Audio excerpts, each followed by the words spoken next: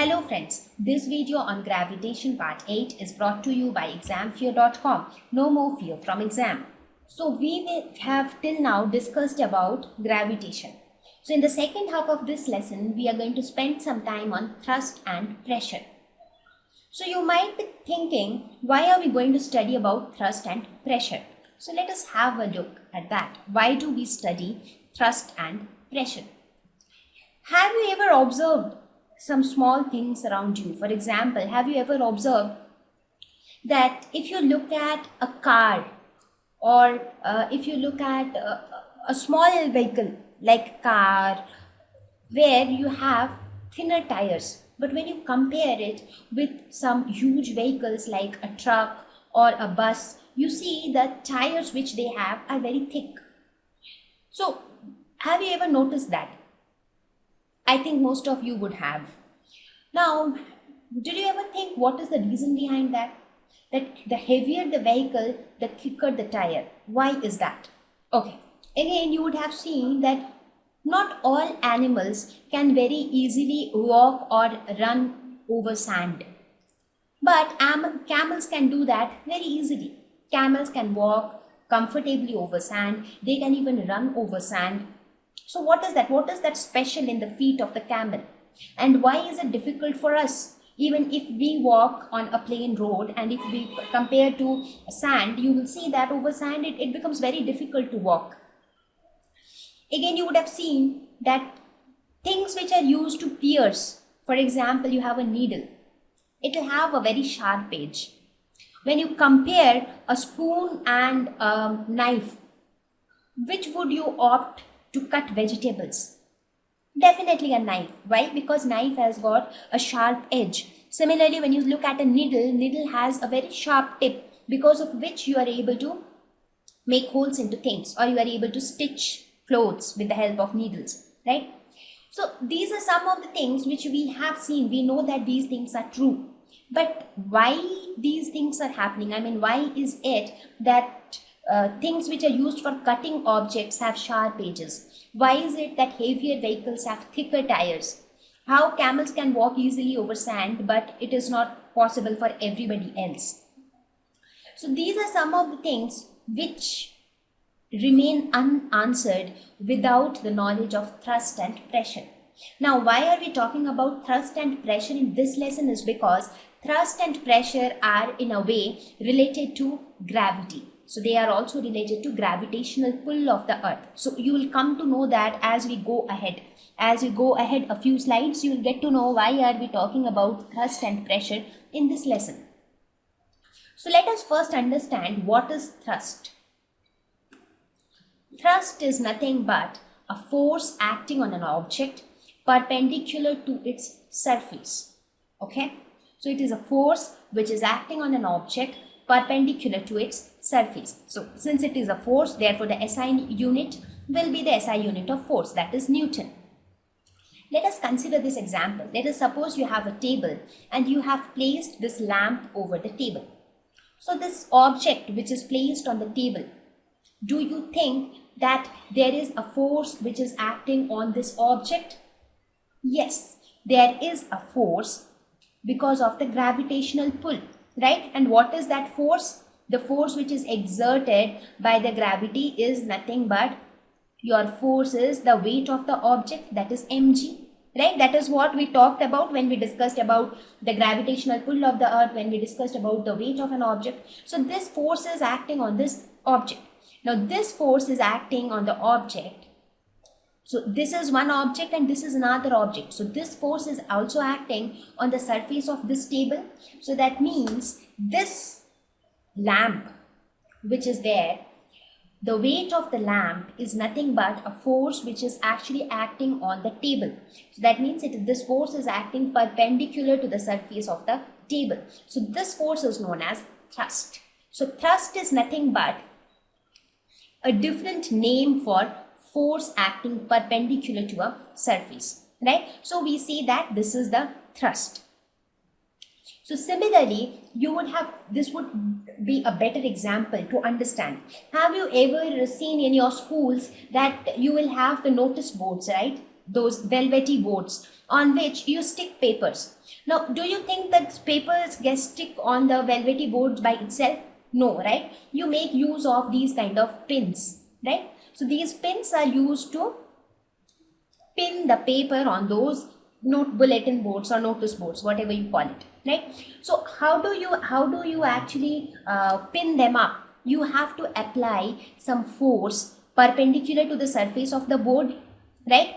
What do? You actually put some force over this pin, right? So that means you are applying a force in a direction perpendicular to the surface of the board.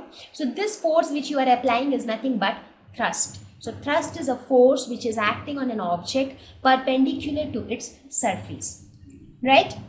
So I hope you're clear with thrust. See, these are not very complicated things. These are all simple small things, but just that when you know these things, you're able to answer so many things which are happening around you, right?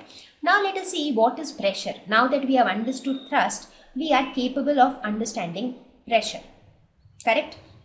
So what is pressure? Pressure is defined as thrust per unit area. So that means thrust is just the force which is acting on any object. Now the effect of the force, the effect which that force causes, it changes with the area of the object. So that is what we will see now. That means even if you apply same amount of force, let us suppose you apply same amount of force on two objects which have different areas, the effect of the force will be different for the two objects. So that means even though the force is the same, but since the area changed, therefore the effect of that force also changed. So this effect of the force is nothing but pressure, and that is why we define pressure as force per unit area, or here thrust per unit area, right? Now SI unit of pressure is Pascal or Newton per meter square. So how do we define pressure? It is generally denoted by a capital P. We write it as thrust per unit area, or sometimes we also write it as force per unit area. So this is how we define pressure, right? I'm sure you are not very clear with it till now. Now let us look at this example. Once you understand the example, you will understand what am I trying to convey. Let us take the example of the school bags. Here you can see picture of two different bags. The first bag, what is the difference between the two bags? Can you notice? The first bag has got a thicker strap, whereas the second bag has got a very thin strap. Everything else remains the same for both the bags. Let us suppose both the bags have got some heavy books, your maths, physics, chemistry, biology, English. You have got so many books stuffed inside these bags. So maybe the bag weighs around some 3 to 4 kgs. So both the bags are having the same amount of stuffs. That means the mass of both the bags are the same. Weight of both the bags are the same. Okay. The only difference is that for one the strap is thicker, for the other the strap is thinner. Correct? So what happens in this case? When the strap is thicker, your area, but now if a small boy carries this bag, then he carries this bag, which will give him more comfort. I mean, you try it for yourself. If you take a bag which is loaded with lot of stuff, it is quite heavy, but it has a thicker strap, you feel more comfortable, right? But if it has got a very thin strap, as soon as you put it over your shoulders start aching because of that thin strap. But if you look at it, if you compare the two situations, in both the cases, you are carrying the same amount of load. The amount of things which are present in the bag is same in both the cases. It is just the area of the strap which is changing. So what is happening in this case? The area which is in contact with the body, that area is more. In this case, the area is less. Now, as per definition of pressure, but the force is same in both the cases, because force is nothing but the force is by virtue of the weight of the bag. So now mass of the bag is same in both the cases. So weight of the bag is same.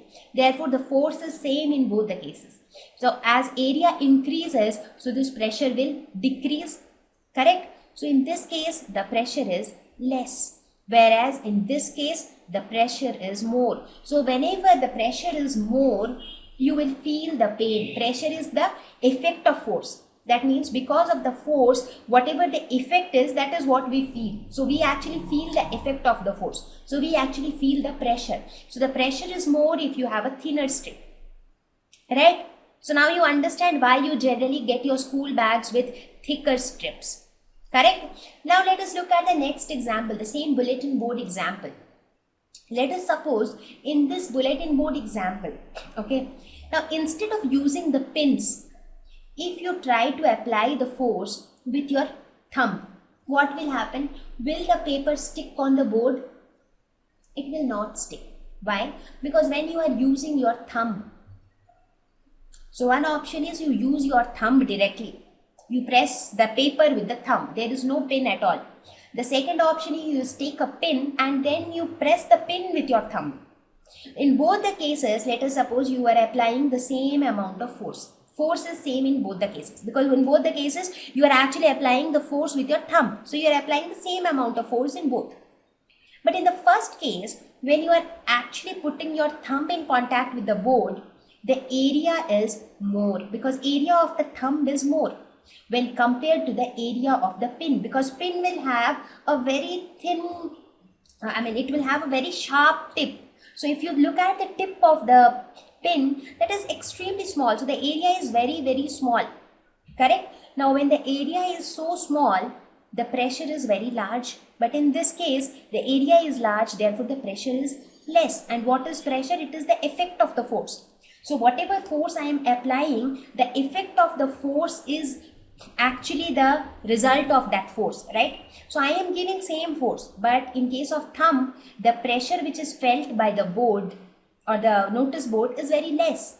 But in case of the pin, the pressure felt by the notice board is very large, and because of that high pressure, the pin goes inside the board, but the thumb does not go inside the board. Right? So now you understand that as area, even though you are applying the same amount of force, but if area changes, the effect of the force also changes. And that is why there are few things which are designed in that way, so that they can apply more pressure on certain things. Now we will talk. Thank you. Please visit examfear.com to watch free educational videos, try free online tests, get the best quality study materials, study from the best tutors and mentors, and much more. Thank you once again.